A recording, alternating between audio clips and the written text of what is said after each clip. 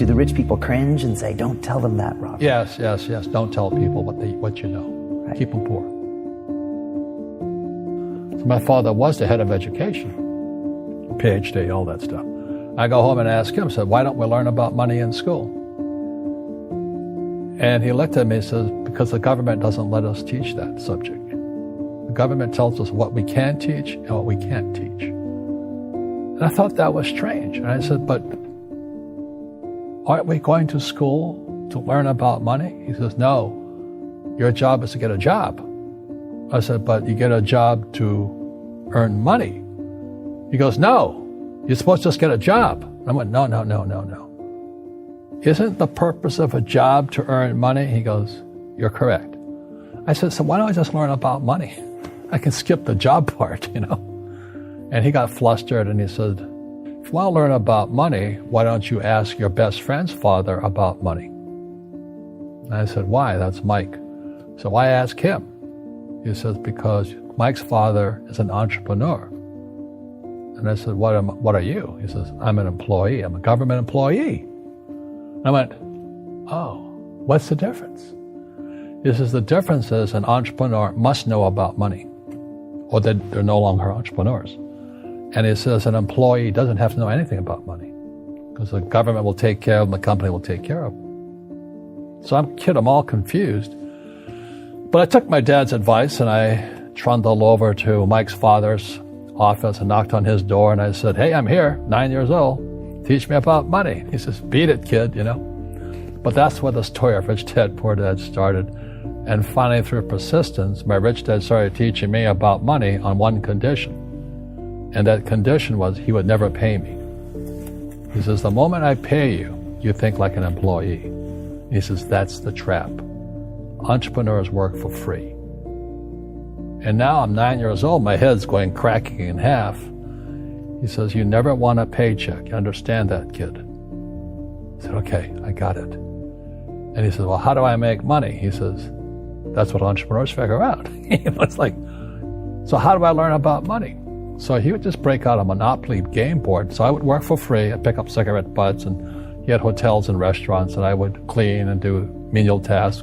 And as I got older, I started getting into office work and marketing and accounting, and I was an apprentice basically, but I always worked for free. And he would teach me about money, but the way he taught me about money was playing Monopoly. And finally one day I got upset. I said, well, when are you going to teach me about money? He says, what do you think we're doing? We're playing Monopoly. He goes, no. What do you think we're doing? We're playing Monopoly. He says, what do you think we're doing? So I don't know. I'm teaching you about money. And then that's when, you have one greenhouse. He says, there's many formulas for great success in money. There's thousands of them. But one of the best ones is found on the game of Monopoly. It still is today. 4 greenhouses, 1 red hotel. I said, what?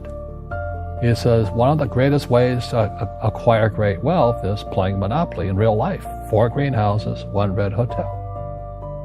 Well, is that all there is? He goes, that's it. And he says, what do you think I'm doing? And I went, I don't know. So then he took me out and he showed me his greenhouses.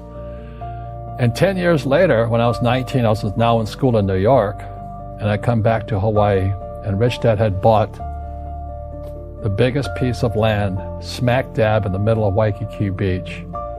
And when you go to Waikiki Beach today, you'll see the Hyatt Regency Hotel. That was his hotel. Just like the game of Monopoly. Just like the game of Monopoly. Acquired assets, and they became bigger assets. He just kept what's called an assemblage, because that property wasn't that big at that time, so he had to buy out all the small guys. Because Waikiki was a little dirt water little town. So he'd buy out this shop owner and buy that shop owner. And it took him a while, but he finally assembled this large piece of property. And then he and Hyatt put up this giant hotel. And it just sold for $800 million. So that's how I learned about money.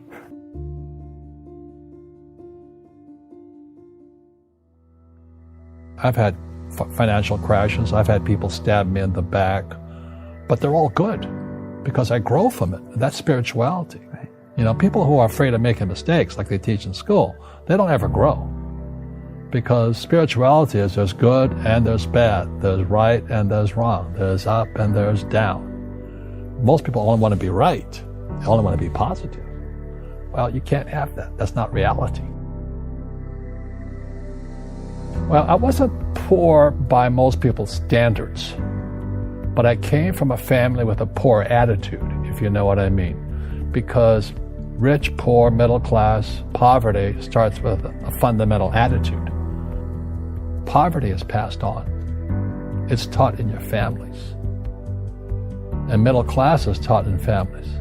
And so the people right now who are sitting at home, who are struggling financially or worried about money or unhappy, they may be making a lot of money, but unhappy with what they're doing, it was probably taught to you. Your superego was taught, get a job, work hard, or you'll never be rich, or the rich are evil, or whatever. The school system will never teach you about money. The school system was designed to teach you to be an employee, which is important, or a doctor or a lawyer, a specialist, but never about money. And what most people lack is real business knowledge, like accounting, like debt, like taxes. You got to know that stuff, but they don't teach it in school to anybody. So, and then when people ask me, how did your rich dad learn this when your poor dad, a PhD, didn't? And the answer is very simply, my rich dad was my best friend's father. His father died when he was 13. So his rich dad had this family business at 13 to run. So he had to drop out of school, which was his blessing. There's blessings, and sometimes a blessing doesn't look like a blessing, but it turned out to be a blessing. And then his teachers became his bookkeeper, his accountant, his attorney, his banker, his real estate agents. So he has what I call real teachers, not these fake teachers in school. You see, most teachers in school, they're out of ethics. They teach subjects they themselves don't practice. I asked the teacher, I said, I'm in my third year of calculus now. It was called strength of materials. I said, am I ever going to use this stuff? He goes, no. I said, why do you teach it? He says, because I get paid. I said, do you ever use it? He goes, no. And that's why, you have to, in life, one of the things I suggest to people, you got to find a real teacher versus a fake teacher. And a fake teacher is somebody who doesn't do what they teach. And a real teacher is doing what they teach every day. So my accountants, my attorneys, they're in it every single day. That's how I learn, because every day I'm solving problems in my business. So I have accountants and attorneys and bankers and all these people on speed dial because I'm solving problems with my team. I see you giving this knowledge out, and yeah. Do the rich people cringe and say, don't tell them that, Rob? Yes. Don't tell people what you know. Right. Keep them poor. But, unfortunately, the poor, as was in the Bible, I'm not real religious, the poor will always be amongst us because it starts up here. Right. It's that fear mentality.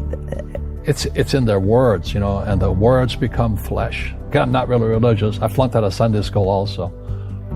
But when they say I can't afford it or I can't do that, they go down. They become what they say. My PhD daddy says, what do you think I am, made of money? I can't afford that. And my rich dad would say, that's why he's poor. Poor people say, I can't afford it, I can't do that, I don't have time. Because this is an escape.